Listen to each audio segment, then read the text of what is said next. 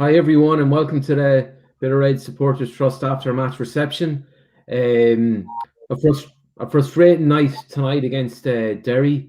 Um, we had a great week up to this, and I think fatigue might have caught up on us. And I know I mentioned it last week, lads. And just to introduce you. So Donner and Magoo are with me again tonight. Donner, what's your thoughts on your initial thoughts on the game? I guess. Uh, Tough one to take.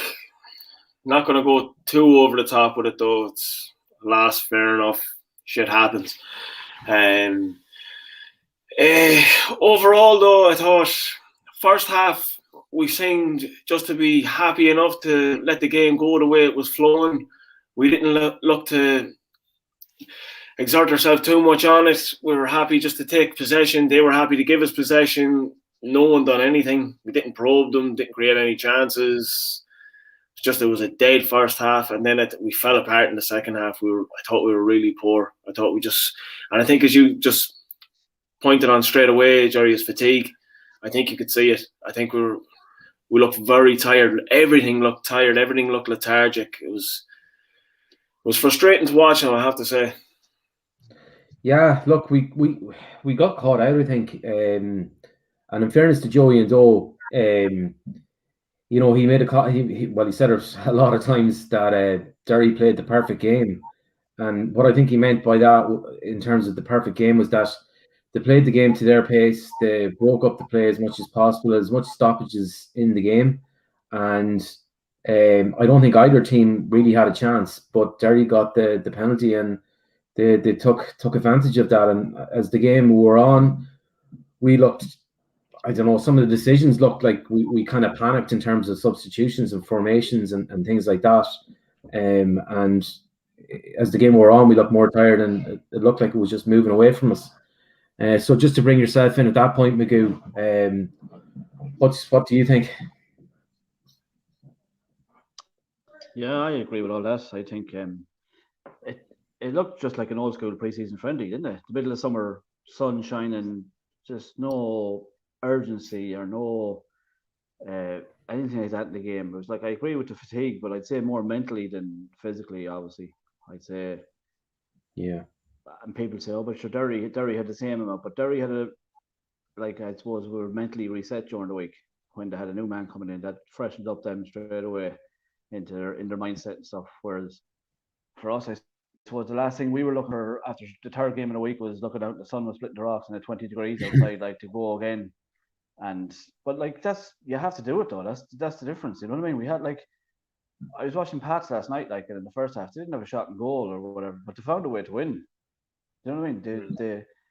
They done what they had to, and that was a frustrating thing. Like that we didn't have one shot and goal. We didn't create anything. Like there was more times men were on the ball and they were looking up, and there was no movement up front. There was no urgency, no movement, nobody calling. There wasn't even anybody arguing with referees or arguing over decisions or anything. It was just like nothing. So lethargic and passive and the less said about it, the better. To be honest with you, just move on and just finish and move on. That's all we can do, really, isn't it? Because it was just a nothing game, nothing. And I might look like I'm really, really disappointed with the performance and the result. But as Sean says, look, I'm not gonna get too down about it, even though I look like I'm crying, but it's actually hay fever. Online, I get a few tears online, no worry, lads. But I suppose starting off as well, just to stay with yourself, Magoo, for the minute. So we made one change tonight. Cawley coming in and Walter going out due to the knock he received. How do you think that impacted our play and setup? Oh, big time! Because I was saying in the group that one ball, the one time we looked like we could get in behind it, looked dangerous, was that ball, that diagonal ball from Buckley over onto Romeo. And every time Romeo's touch was letting him down, or he was getting caught outside looking along the line. And that was the one ball that was on the whole time. He was always an acre of space. The young fellow was losing him with his movement. And if Walter was there, it could have made a huge difference, I'd say. Walter's touch and stuff that he could have got us in behind. But look, the way we were playing, it would have taken more than just Walter for probably to win the game tonight. Everybody else was still off it, so. Yeah. Sean, you're going to come in there. Sorry. No, just slightly touching on that, what Magoo was saying. We kept looking for that diagonal ball in behind. And I think Derry were lapping that up all night. They were, in fairness, weren't tactically amazing by any means, but Higgins just had them set up as it was a flat 4-4-1-1. And they just moved as a unit all together. And they just moved across the pitch. They were happy enough to let us do what we were doing. And then that ball in behind was never on for us. The fullback was always tight enough to either Romeo, and then it was Byrne in the second half. No. Huh? If Romeo, there was 3 or 4 times, if Romeo's touch was better, he was in. I look back in it 3 or 4 times. It was once in the first half, and there was 2 or 3 in the second half. If his touch was better, he was in. And his touch was awful every time. That ball was on every single time. The fullback was giving him 5 or 6, standing 5 or 6 yards off him. All he did was the first touch, and he was in behind him. Because once he gets in behind, he can't touch him in the box. And his touch was brutal every time. And that's what I'm saying. If Walter was in the touch, with his touch, he might have had more of a chance. But look, we deserve nothing out of the game anyway. So no, not if you have one shot on target. If you have one shot on target, it's a pass back basically with John Mann. You don't deserve to get a draw or a fucking win of the game. Definitely, no chance. No, I'm not Magoo. By no means am I saying I'm looking for excuses out of that. I just felt that ball was never on. To be honest with you, and even they kept trying it. Banks, when he came on, kept trying it over to Mark Byrne on that left hand side. It was just frustrating. Just try something different. Yeah, but Banks's quality wasn't as good as Buckley's quality was though. Before that, Buckley was getting it right onto Romeo, and his touch was letting him down. Yeah, it was a strange decision. I felt at the time to take Moran off, move Buckley into the midfield, and put Thing in at centre back. Yeah. What do you think about that, Sean? I thought it was daft. I thought it's too many positional changes in one movement. So it is. It upsets the rhythm of the team. Not that we had much rhythm anyway, but I think it takes us back completely. It's a complete reset. There's too much rejigging to go on. And if anything, like this, Gary Buckley isn't a midfielder anymore for me. I think Gary Buckley is a centre half. He's a brilliant centre half. He's improved in his game so much since going back in at centre half. And I think you take away from us by taking him out of centre half. So I don't think he adds anything to midfield anymore. I think his game is better behind it, watching what's going on in front of him. I don't think with his back, having to turn. You even seen it when he got caught and he had to chase back and he gave away a stupid foul. Yeah. So Magoo, I thought actually, Magoo, just on Buckley moving into midfield, I thought he actually even slowed it down even more. Yeah, I think what it told us too, though, was that Walter wasn't fit enough to even be on the bench, and obviously he probably didn't think DeFreeze had enough in him to do 30 minutes, whatever it was, too. So it was trying to, I suppose, move things around and put square pegs in round holes and everything, just trying to find some kind of a way to maybe make some kind of impact and get some impetus in the game. But the easy thing would have been to do like if everyone's fit was just bring Walter and Ryan on, but obviously they're not fit enough yet first. Well, obviously Walter was injured, but Ryan as well. Yeah, but Magoo, as disappointed as we are, and I suppose the most disappointing thing was, well, look, there's lots of disappointing things, but Derry didn't have a shot on goal either.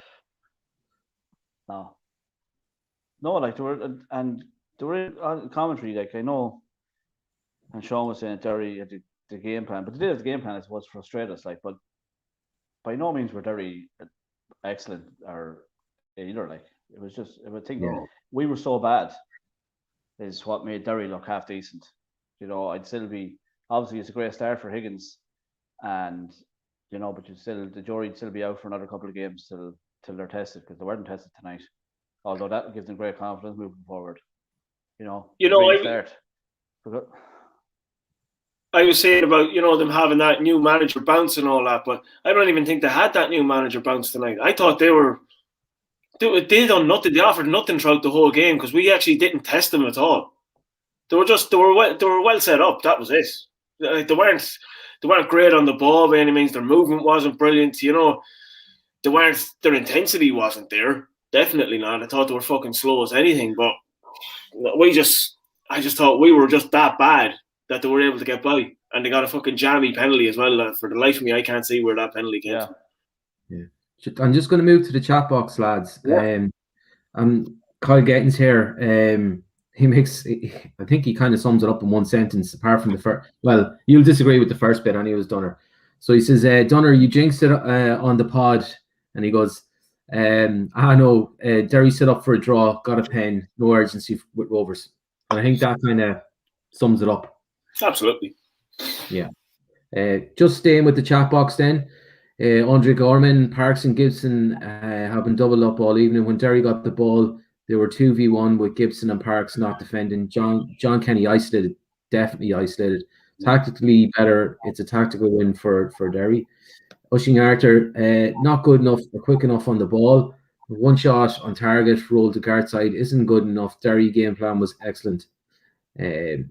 Look, it was excellent in a certain way, but you wouldn't like to see your team play like that every week either, as in set up for a draw. And, you lose more games. What Ushin says there was about not quick enough. That was, like I said, what Ushin says there is about not being quick enough. That was the big downfall. No urgency or speed in the passing. It was just all in front of them. Like there was one time in the first half where we put a few one-touch passes together in a little triangle, and it ended up with Johnny doing a little flick over to Romeo and nearly got him in. That was just one passage of play where we quickened it up a wee bit and we were in straight away. Yeah, but that was it for the whole game. It didn't happen again. Yeah. Connor May, frustrating to lose without creating anything. A bad result was always going to come.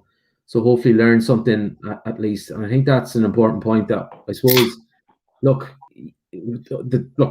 positive to take out of it is like hopefully we learn from it. In that, and I suppose just going back to what Ushin was saying there, that look, the game plan from Derry was excellent. I know what he means. It worked to perfection. And I suppose we need to learn from that and move on and take it on the chin. Just on to Jamie. It would have worked though if we'd put them under any pressure. Yeah. So Jamie McGoldrick then, Magoo's brother. Our passing was very slow in the build-up. Derry found it very easy to get organised and set up against that. We were bound to have a bad game at some stage. It's how we respond to it now, and that's exactly what we're saying there. So spot on. Ryan Matthews, happy birthday. Bad night, it happens. Shogi's. Yeah, no, I'm only messing. Shogi's a bad night, but a good night for the told you so's. Yeah, exactly. I'm sure they're all gathering on Facebook. I can only imagine where they are on Twitter and everything like that. They're fucking delighted with themselves. Mark Hutchison, well, lads, what's the crack? Do you think we need to play two up front to help Johnny K up front so he isn't so isolated? Sean? I wouldn't even say two up front, but I think someone has to be further forward to play off him and help support him and give him something. I think with Cawley playing, he does drop deeper. I think it's just his natural reaction to drop deeper. It doesn't help us in that regard. It doesn't link, and you can see it. And I'm not trying to get at Cawley, but you can see when he does start, it was the same in Longford as well. He drops deeper in beside Bulger and Morahan, and it leaves Gibson, Romeo, and Johnny very isolated. And there's no one linking it together. Even when you look at Bowles, when Romeo played in at the number 10 there and with Walter out on the left, it was linking in nicely. So there was that link play there all the time. And that's what we have to play a naturally attacking player in the number 10. And I think genuinely, as Magoo says before, I think it's time to try Gibson in there. I really do. I think it's time to try him in there. And I think that should have been one of the tactical changes that was made this evening. Yeah. So just bring Gibson inside and try something different there. Yeah. I was thinking that myself as well. Magoo, We spoke previously about when Colley plays the number 10 role, but in my opinion, I think David is probably better in the number 10 role when we're maybe under pressure or teams are coming at us. But when it's us going at teams, maybe it doesn't work as well. Yeah, the 2 times he's played there, really, I suppose, in Longford, and from the start, Longford and tonight, it's been against teams that want to sit in. Yeah. And whereas as you say, up in Bowes, it was more we're playing on the break, and it's easier for me. He probably has more room, and as Sean was saying, a naturally attacking player or a natural number 10 will have a little trick in his lock or a little thing to get away in tight spaces and open up things. Whereas David, it's just not his game. So it's when you're playing on the break, it's easier, I suppose, because there's more space there rather than when you're playing against teams that are sitting back and want to be compact and tight. It's harder then for a natural centre midfielder to play up there and be effective.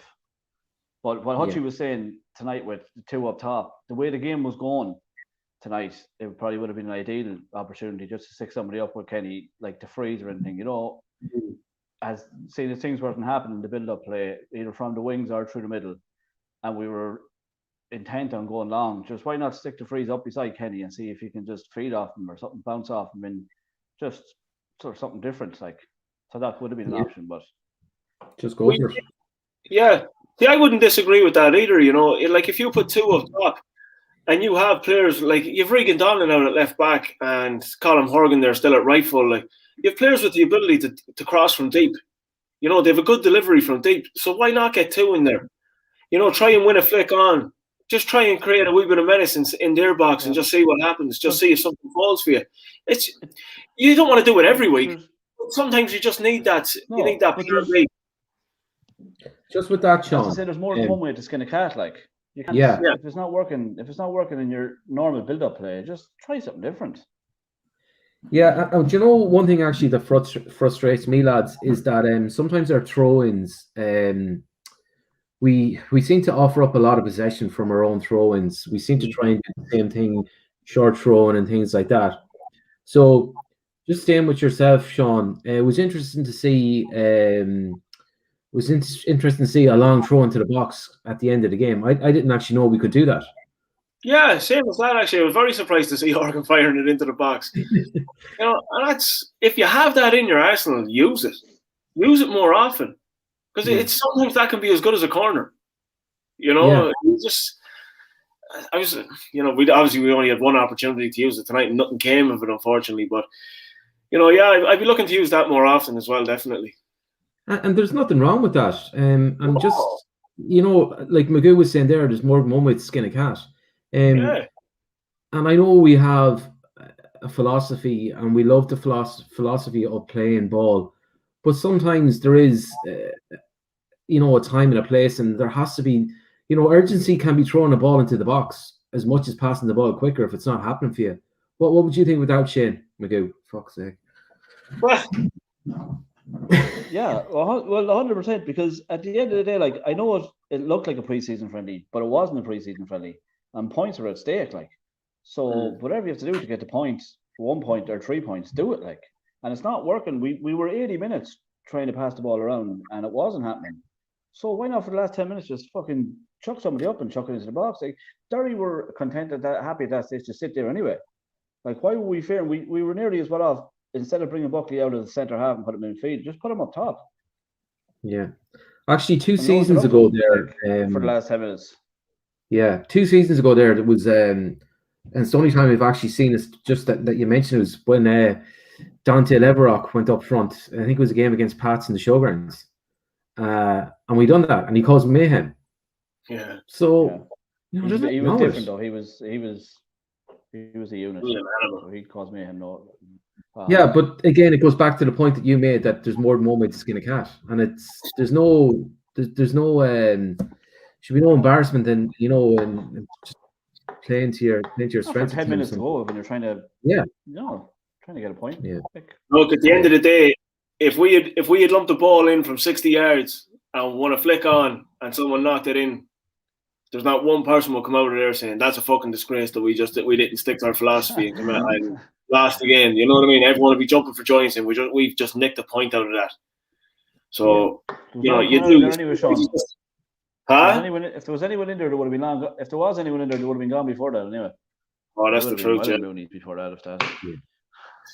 So going back to the chat box, so Roman Flanagan, this is we all love football, ups and downs. David Byrne, such a poor performance. This game had the potential to go exactly like this, and the fact that it did probably tells us we are further away from the top 3 than we think. No. That's a bit panicky there, Dave. I wouldn't agree with that. So I agree with part of what he's saying. It is a bit of a wake up call for us, and yeah. You know, I blame myself. But I blame myself because I said in the pod I was getting confident in the team. Like I should never say that. But no. It is a bit of a wake up call for us. But I still think it'd be us, Pats and chance for top 3. I think.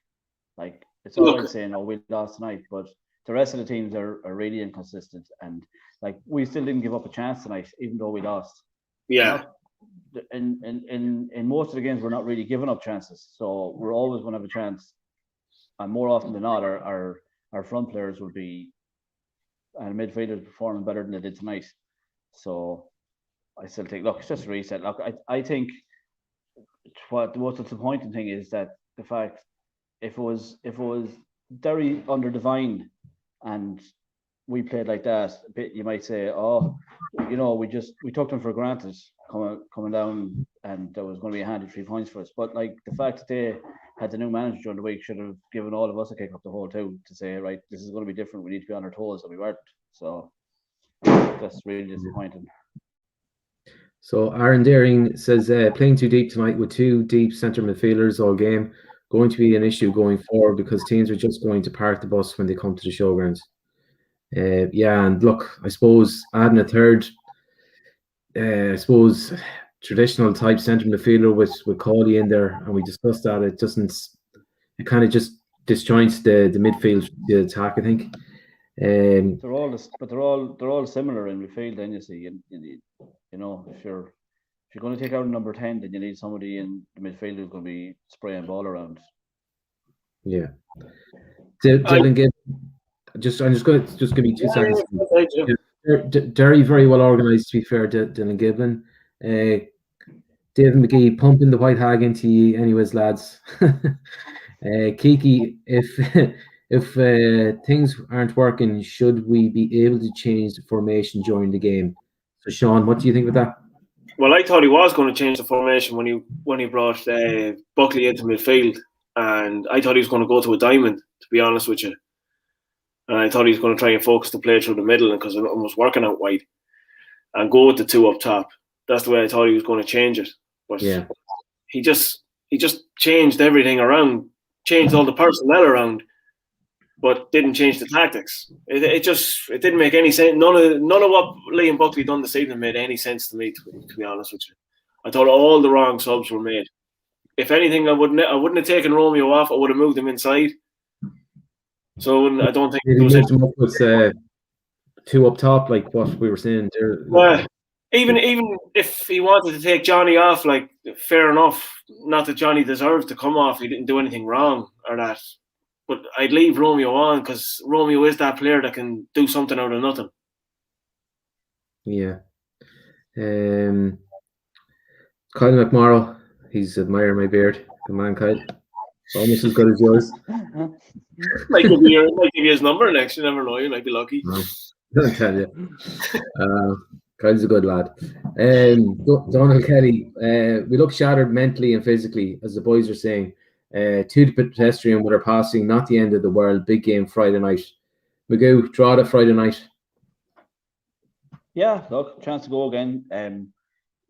We've had 3 games in a week, and we've got 6 points out of 9 with Bows away thrown into that. So I suppose you might have taken that at the start.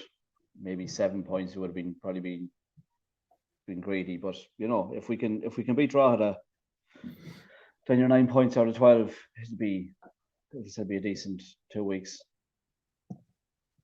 Yeah. So Shogies, seriously, does anyone know why the penalty was given? No, I saw when it came in first, Mahan and I don't know who it was, were two of them fell to the ground, but the referee played on for another 5 seconds after that before he blew up. So I don't know if it was that or something else happened afterwards. I couldn't tell you. Yeah, and I suppose that's the issue with Watch LOI is that there's no replays, which is, you're nearly waiting hours to find out exactly. Look, it's great to have it, but it can be. I suppose that's one of the limitations of it, really. Fair play to him for a shout out as well. Yeah, it was really nice of him to give us a shout out.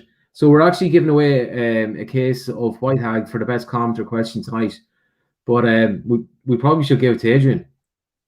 Should actually give it to Adrian, yeah. That was the biggest shout out of the night. We might get sacked. It's definitely not for Keiki anyway, this cheeky comment there about my microphone. Get a head in the mouth, that fucker. What did he say? I can't see them. What did he say?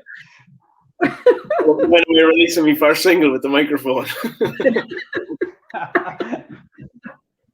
I always said, Sean, you should have been in a boy band, and he was like, That's a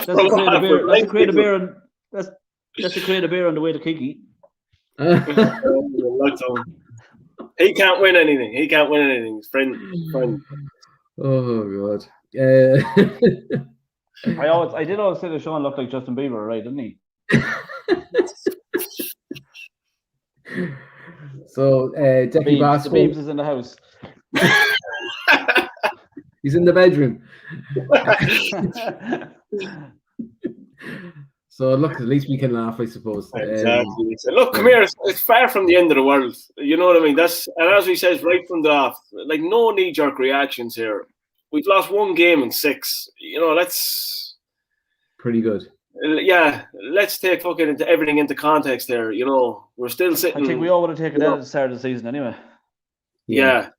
And I think, lads, as well, we actually, look, in my opinion, we played 3 games in 7 days. We could have, say, 1-1 and drawn 2. Instead, we won 2 and lost 1. So we're further ahead. Do you know that kind of way? Yeah. So, there's a lot of positive. Look, we're winning games. Look, we lost tonight. We got caught shitty as well. They were fucking worse than we were. And we gave away penalties, so. Yeah, but Jerry, that's it. At the end of the day, we're probably a disappointing performance, from a draw. It's a penalty. It's a shitty penalty. Otherwise, that game ends 0-0. Like, there's no two ways about it. Oh, no, nobody's winning that game unless the referee gets that. Nobody. Yeah. And just moving on to Decky Basquel, I think we were very light squad-wise. A lot of untried young lads, but I think with upcoming suspensions and injuries, we may struggle. Hopefully bounce back next weekend. So that's a good point. I think, look, we have a stronger squad than last year, but I think when we have 3 games in a week, there's not many, and I mentioned this to you, Sean, before we came on air, is that I think there's only 1 or 2 clubs that probably can cope with 3 games in a week. Yeah, no, I'd agree with you there. And it's funny. It's if you go back to when Buckley was on the podcast and he was saying, just before the season kicked off, that he was bringing in 1 or 2 more attacking players, that he had them lined up. Short. Yeah, and nothing came of that. But he also says that he was willing to wait to July, that if a better quality player was to become available, he was happy with what he had to get him through till July.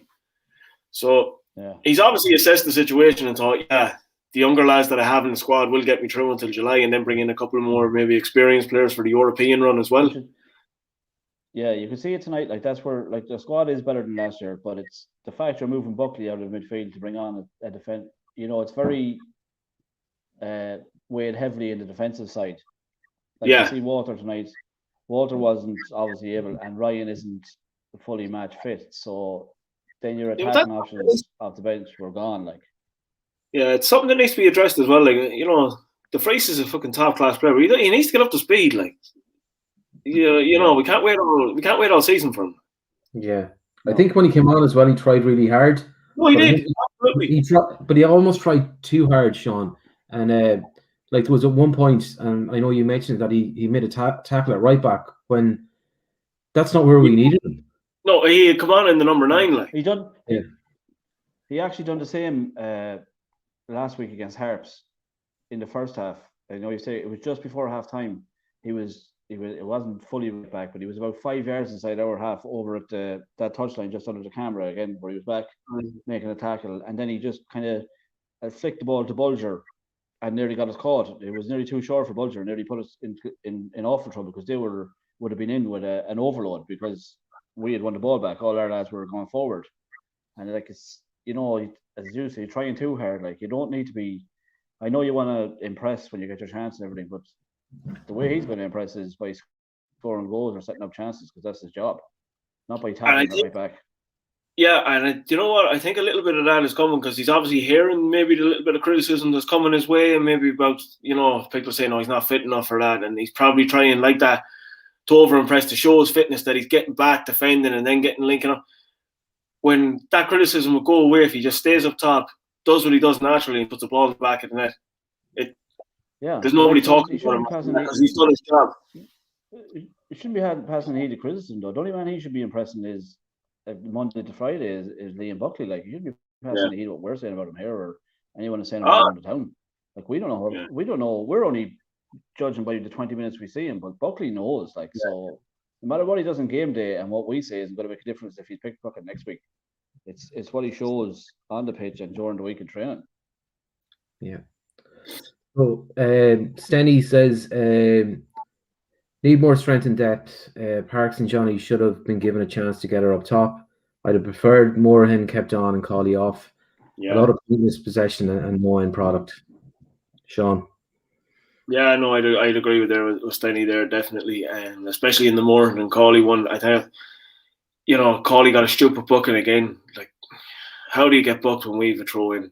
Like, come on. That's that's schoolboy stuff. So it is. You can't be getting involved in shit like that. And then he's running the tightrope because that's his game. He's getting involved in heavy tackles and throwing his body about the place, and he's walking a tightrope. It doesn't work. So I would have taken Cawley off at that stage. Moran, I thought was actually decent today. I didn't think he was too bad. It wasn't amazing by any means, but I thought he was decent enough. So I would have kept Moran on at that stage. Yeah. Alan Cairns, no need for knee-jerk reaction. Doing well would have taken 6 points from the 3 games. It's not how we react to defeat. Keep the faith, Derry. We're super organised. And just want to apologise to anybody in the chat box as well, because there are so many comments coming in. It's kind of quite difficult to keep up with it because I think Alan posted that like 10 minutes ago, so we're like miles behind. So we might have talked about stuff that. Yeah, in fairness, Cairns is making a great comment down here recently saying Justin Bieber looks like Dunner. Get it right, McGill. Yeah. Chris Benson, it was very frustrating watching a performance like that. Some of the players you would expect to shine never shut up. We always seem to take playing teams on the bottom for granted. I expected more. Connor may have been a slightly better start than last season, and that turned out all right. Kieran Quinn, poor game, very boring. Yeah, look, that's football sometimes, isn't it? Yeah, it was a horrible game of football. Like I was saying to the pod during the week that the game against Bows was probably the game of the season for any neutral to be watching anyway. It was the best game of football I've seen on the LOI. I'll say this has to be the worst game of football all season. It was a shocking game of football. Yeah, I think it was quite similar to probably the Pats and Harps game last night. Yeah, that was very, very bad. Yeah, and it looked like 2 very tired teams again. Yeah, but that's what I was saying as well. Just with this loss, like Shams will lose games, and so will Pats. Pats will go on a run of bad results as well. Definitely, they're not all they're made out to be. Watch them, and you'll see that there's plenty of holes to be picked at in that team. So they're not flawless by any means. Yeah, 100%. So what else? And as I said to you, look, just keep the comments coming in. We're going to run now for about another 4 or 5 minutes, and as I said, we'll announce who was won the case of White Hag on here this evening, rather than leaving it till the middle of the week, just to cheer someone up, anyways.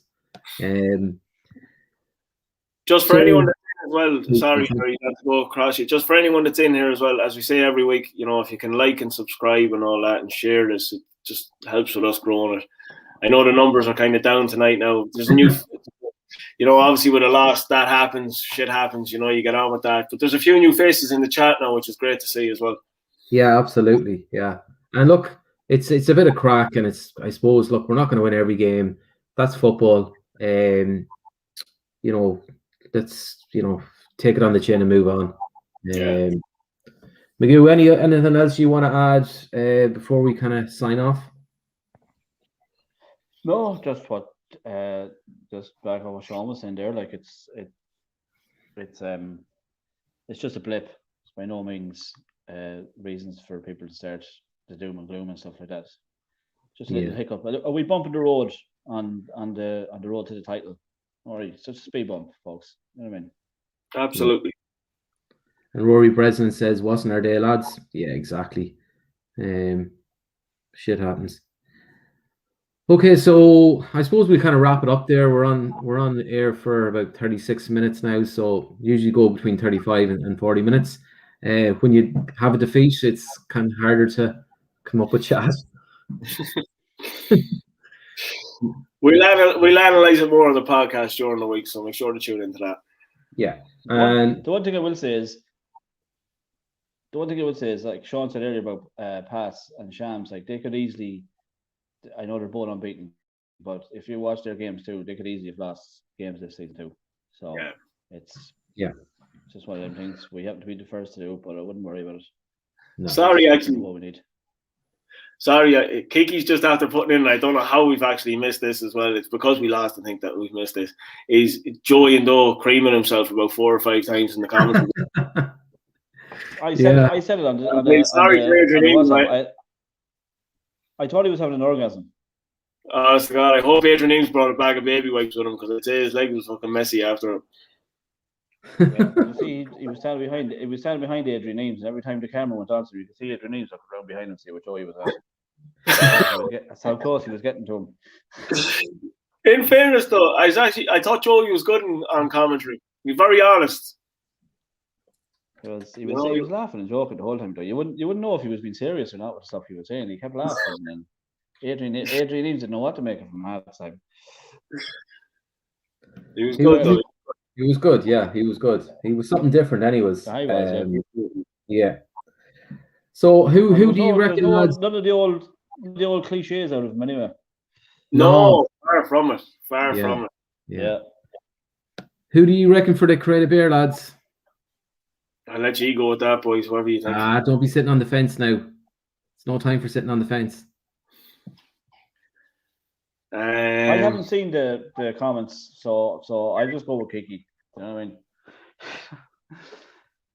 What are you saying, Jerry? We'll give it to young O'Grady. So we'll give it to O'Grady, will we? Yeah. He's been trying for weeks. So in fairness, God love him. Yeah. He's like a dog with a bone for the last few weeks. Okay, guys. Thanks a million for coming on. And look, enjoy the rest of your night. Have a few beers, put the feet up, relax, and we'll go again next Friday against Drogheda. We've had a good week. We won 2 out, as Meatloaf said, 2 out of 3 ain't bad. So big shout out to everybody. All right. Oh, actually, before we go, Keith McGinley, just want to give him a shout out. Oh, absolutely. Keith is amazing behind the scenes. He does so much technical stuff for us that we don't have a clue at all about, especially Stephen Magoo, anyways. And you're lucky I'm even here. We'll see the dog on next week with AirPods in or something. But, and we had a great messages in as well. There was a great message in on Instagram last night from one of the lads in Berlin. Can't remember his name. Damn it. He knows who he is anyways. We'll give him a shout out again next week. He knows who he is. You get a shout out. I'm sure he does know who he is. Yeah, can't be that many Rovers fans in Berlin. But anyways, okay, so thanks a million, lads, and we'll be back on Thursday morning with the podcast, and Hopefully by that stage we'll all have cheered up and we'll be ready to go for drawdown Friday night. Up the road. 100%. Don't take it too personally.